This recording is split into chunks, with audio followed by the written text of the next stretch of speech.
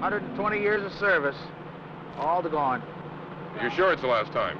Is that... Well, we've had 4 last runs, but this is the last run. This is the definite last run. How do you feel? Not too happy about it.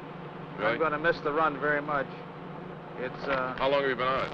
about 3.5 years as an engineer, and I fired up here for 12 years. 12 years. And Do you remember the first time you drove it as an engineer?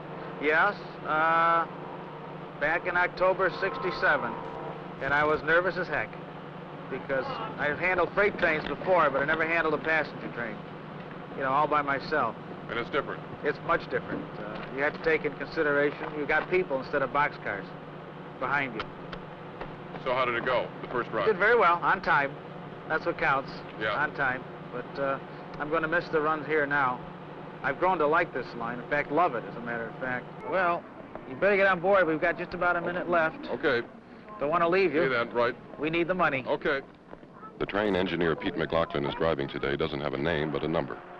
It's called 136 North, and it runs 89 miles from Danbury, Connecticut to Pittsfield, Massachusetts.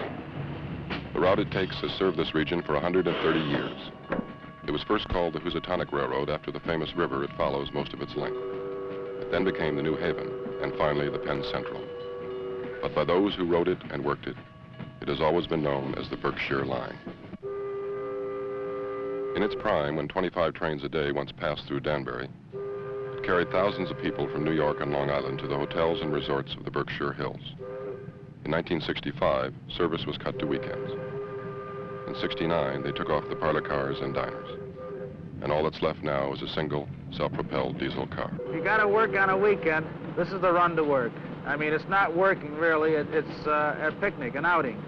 It's a lot of fun. You meet a lot of people. And like I said, if you got to work on a Sunday and a weekend, this is the run to do it.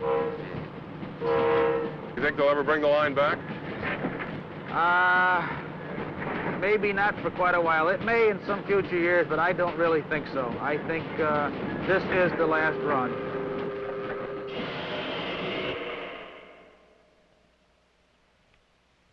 And so, one fine day in the 1970s, 250,000 people in western Connecticut and Massachusetts lost a piece of their history and commerce.